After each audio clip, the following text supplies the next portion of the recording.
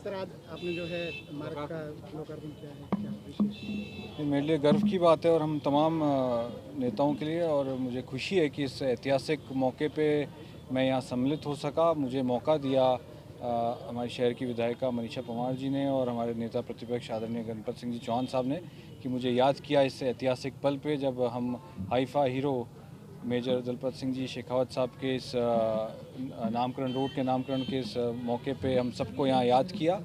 और हमेशा राजस्थान का इतिहास रहा है, चाहे मारवाड़ हो और चाहे दूसरे संभाग हो, कि राजस्थान से हमेशा जो योद्धा हैं उनकी गाथाएं आने वाले सदियों तक याद रखी जाती हैं। ऐसे ही एक योद्धा जोधपुर की इस पावन धरा पे पैदा हुए, मेजर दलपत सिंह जी, जिन्होंने इजराइल के युद्ध में हाइफा सिटी में जो युद्ध का जीत का सेहरा बांधा, वो जोधपुर के लिए हमेशा ऐतिहासिक पल रहेगा। और जोधपुर के जो युवा हैं हमेशा major Haifa hero Dalpat Singh ji के जीवन से प्रेरणा लेते रहेंगे। सर आज दिन की क्या विजिट रही आपकी विशेष? फलोदी में आज लटियाल माता जी के दर्शन करने का सौभाग्य मुझे मिला, और साथ ही जो प्रशासन शहरों के संग अभियान है उसकी गति को हमने देखा। तमाम आमजनों से मुलाकात की और वहाँ पट्टा वितरण का कार्यक्रम रखा गया था।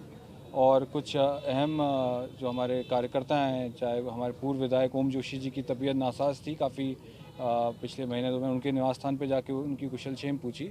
और कुछ जो कार्यकर्ता थे उनके यहाँ पे जो पिछले दिनों उनके परिवार में जो गमी हो गई थी, वहाँ भी जाके सांत्वना प्रकट की। सर जिस तरह से नेशनल हेराल्ड को लेकर कल तालाबंदी की गई कि दफ्तर पर, और कांग्रेस का बढ़ा दी गई है, क्या लगता है सेंट्रल गवर्नमेंट इस तरह का कदम उठा रही है?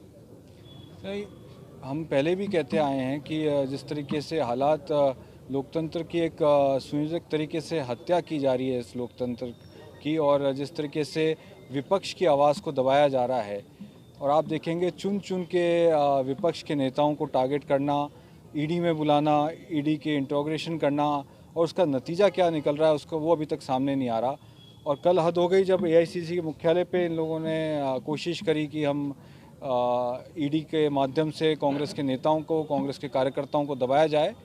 मगर हम हमारी राष्ट्रीय अध्यक्षा श्रीमती सोनिया गांधी जी और हमारे नेता राहुल गांधी जी के साथ कांग्रेस के तमाम नेता और कार्यकर्ता इसी मजबूती के साथ खड़े रहेंगे। चाहे आप लोग ईडी भेजो, चाहे सीबीआई भेजो, चाहे इनकम टैक्स भेजो, जिसको जो भेजना है भेजो, मगर हम हमारे नेताओं के साथ खड़े रहेंगे। जनता की आवाज़ को उठाने के लिए कल जो धरना प्रदर्शन किया जा रहा है, कहा जा रहा है कि उस आवाज़ को दबाने का प्रयास किया जा रहा है। जनता की आवाज़ कांग्रेस नहीं, साफ दिखता है कि जब कांग्रेस की राष्ट्रीय अध्यक्षा जी ने और सोनिया जी ने आह्वान किया कि जिस तरीके से महंगाई बढ़ रही है, जिस तरीके से जीएसटी की नई दरें लागू कर दी गई, आम आदमी जो एक रोटी खाता है, आटे के ऊपर जीएसटी, खाद्य पदार्थों के ऊपर जीएसटी, ये जो तमाम कोशिशें चल रही हैं, ये कोशिशें ये चल रही हैं किस तरीके से कांग्रेस और विपक्ष की आवाज़ को दबाया जाए। और जो मुख्य मुद्दा है, चाहे वो देश में बेरोज़गारी हो, चाहे महंगाई हो, और हमारे एआईसीसी ने आह्वान जैसे ही किया कि 5 तारीख को हम लोग पूरे राष्ट्रीय व्यापी तरीके से तमाम जिला कांग्रेस कमेटियां देश के अंदर ये धरना प्रदर्शन करेंगी, तभी इनको याद आया कि ईडी को किस तरीके से कांग्रेस के दफ्तर भेजें, किस तरीके से कांग्रेस के नेताओं को हैरेस करें। ये एक सुनियोजित तरीका है कि विपक्ष की आवाज़ को हम लोग किस तरीके से दबा सकें, ये तरीका इन लोगों ने निकाल रखा है। Thank you sir.